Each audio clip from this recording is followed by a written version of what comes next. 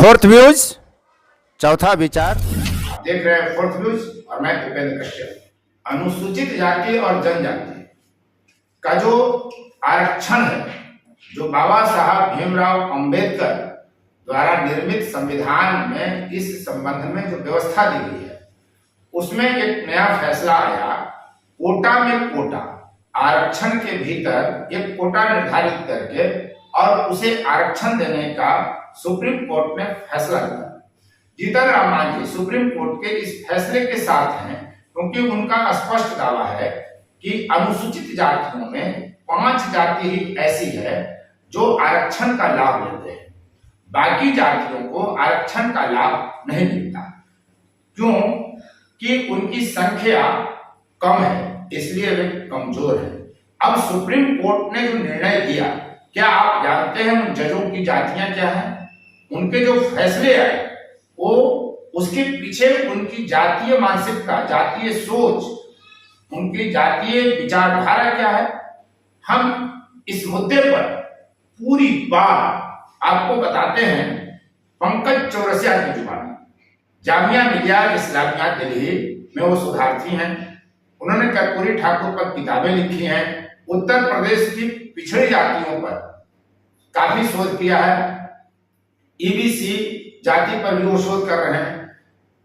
जातीय मुद्दों पर, सामाजिक मुद्दों पर काफी मुखर है पंकज चौरसिया।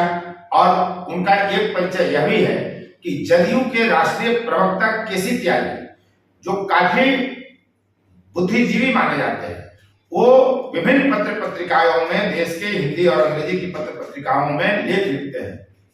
उनके साथ पंकज चौरसिया भी सह लेखक के रूप में होते हैं और पंकज चौरसिया के सामाजिक मुद्दों पर लिखे गए लेख देश के प्रतिष्ठित पत्र पत्रिकाएं छापती हैं। तो उस पंकज चौरसिया से हमने बात की इस मुद्दे पर, और वो बताते हैं कि किस जज की जाति क्या रही और उनकी जो विचारधारा है वो क्या है। इस फैसले पर उनकी जातीय आग्रह, दुराग्रह, पूर्वाग्रह, विचारधारा का क्या प्रभाव है। और फिर वो जब हम उनसे फोर्थ व्यूज के लाइव डिबेट्स और चौथा विचार में चर्चा कर रहे होते हैं, जहां देश के नामी विश्वविद्यालय, दिल्ली विश्वविद्यालय, जवाहरलाल नेहरू यूनिवर्सिटी जैसे जो विश्वविद्यालय है, मगध विश्वविद्यालय के प्रोफेसर के साथ जब उनकी चर्चा होती है तो एक खुला चैलेंज वो अपने को पैनलिस्ट को देते हैं। तो पूरा मामला क्या है, और आप जानकर हैरान रह जाएंगे पंकज चौरसिया के विचार काफी क्रांतिकारी विचार हैं। क्रांति सिर्फ हंगामा खड़ा करने से नहीं आता, सिर्फ हथियार उठाकर सड़क पर उतर जाने से क्रांति नहीं हो जाती। क्रांति के लिए जरूरी है वैचारिक विचारधारा का मजबूत होना, और वह विचारधारा क्या है। पंकज चौरसिया ने सुप्रीम कोर्ट के जो फैसले आए कि एससी एसटी का जो आरक्षण है उसमें वंचित समूह को, वर्ग को एक और कैटेगरी बनाया जाए और आरक्षण में आरक्षण की व्यवस्था की जाए। तो उस पूरी विचारधारा को आप जानिए।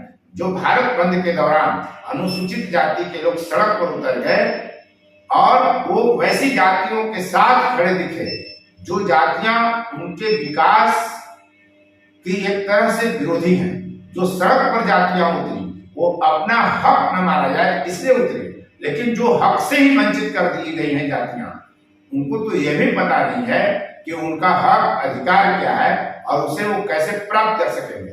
तो इन्हीं मुद्दों पर पंकज चौरसिया के विचार।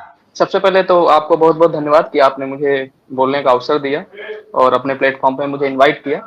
और थोड़ा मैं आपको करेक्ट करूंगा कि मैं अभी पीएचडी कर रहा हूं और मेरा दूसरा साल कंप्लीट होने वाला है, तो अभी कंप्लीट नहीं किया है। हाँ, इससे पहले मैंने कर्पूरी ठाकुर का पॉलिटिकल बायोग्राफी लिखा है अभी जनवरी में, तो उससे बिहार की समझ, बिहार को की जो जातियां हैं पिछड़ी, उनको लेकर थोड़ी समझ हुई है।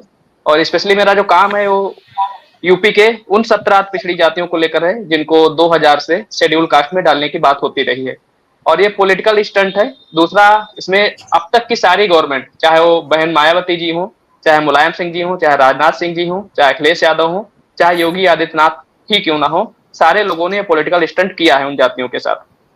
दूसरा, जो अभी जो जिसपे हम लोग चर्चा करने वाले हैं वो है कि सुप्रीम कोर्ट का जो डिसीजन आया है 7 बेंच का 6-1 से, उस पर मामला यह है कि ओबीसी रिजर्वेशन का कैटेगराइजेशन पहले से होता रहा है और ये अब तक 12 राज्यों में लागू है। केवल शेड्यूल कास्ट में जो रिजर्वेशन है उसका कैटेगराइजेशन नहीं होता था, एक्सेप्ट तमिलनाडु को छोड़कर, क्योंकि तमिलनाडु का जो रिजर्वेशन है वो 9th शेड्यूल में है, इस वजह से वो अलग विषय है। तो उस पर भी दलितों के संदर्भ में, वर्गीकरण के संदर्भ में अभी बात करना उस पर ठीक नहीं है। दूसरा, जो ये जब केस जब आया तो ये पंजाब को लेकर है, जिसमें सिख है, सिख जो मजहबिया रविदास हैं और जो वाल्मीकि कम्युनिटी है, उस पर जब रिजर्वेशन लागू किया गया वो मामला, और तेलंगाना का मामला, ये जब कैटेगराइजेशन हुआ तो सुप्रीम कोर्ट ने उस पर रोक लगा दी क्योंकि वहां की सरकार कम्युनिटीज गई। दूसरा, उस समय जब ईवी चिनैया जो उस समय के सुप्रीम कोर्ट के जज थे, उन्होंने इसको जो है heterogeneous community, sorry homogeneous community बोलकर इसको खारिज कर दिया कि ये जो पैन इंडिया लेवल पर दलित जो है वो होमोजीनियस कम्युनिटी है, इसलिए आर्टिकल 341 का वायलेशन है अगर हम इसको कैटेगराइज करेंगे या फिर उसमें किसी भी तरीके की छेड़छाड़ करेंगे।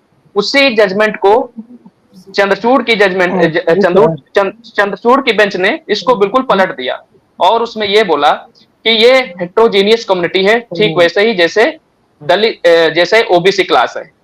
तो ओबीसी क्लास एक हेट्रोजीनियस है, उसने इसको भी बोला कि दलित जो है एक हेट्रोजीनियस है। और इसमें एम बेला त्रिवेदी जो बार बार, इसमें एक और पॉइंट बहुत इंटरेस्टिंग है कि जो बार बार दलित जातियां या किसी भी मार्जिनलाइज सेक्शन के लोग ये कहते हैं कि हमारा रिप्रेजेंटेशन यहाँ होगा तभी वो हमारे लिए बात कर पाएगा।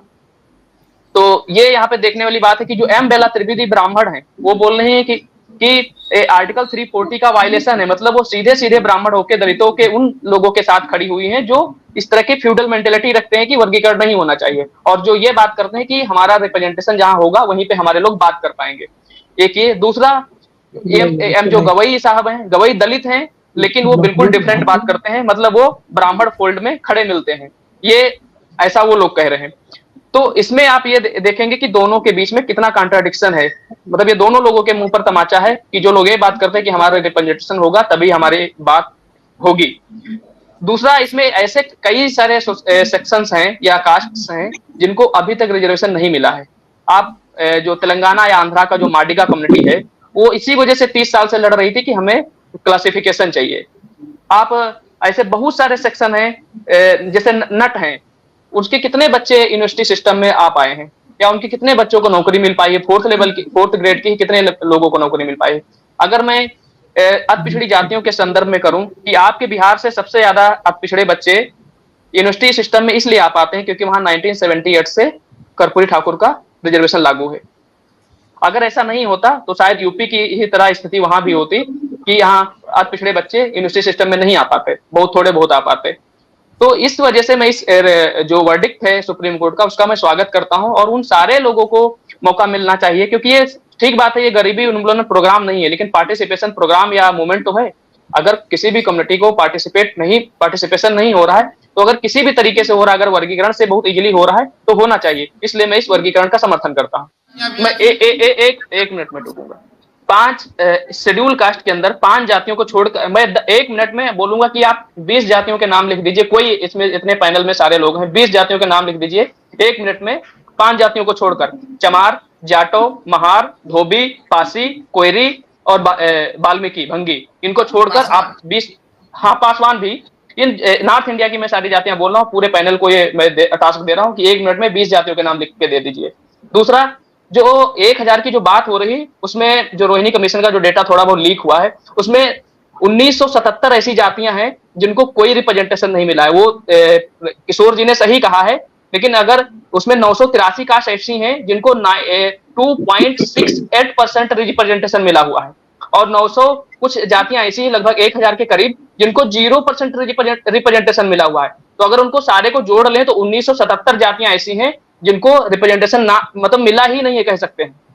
मैं बस इतना दलित वर्ग में नहीं, ये ओबीसी की बात है, ये ओबीसी की बात है। अच्छा, ओबीसी, हाँ, ठीक ठीक, जी जी। उसमें उन्होंने कहा है कि रोहिणी न्यायिक आयोग ने मंडल आरक्षण के तहत निर्धारित 27% आरक्षण को 4 भागों में बांट देने की सिफारिश केंद्र सरकार से की है, क्योंकि वो सारा जी जी वो सारा अवेलेबल है मीडिया में।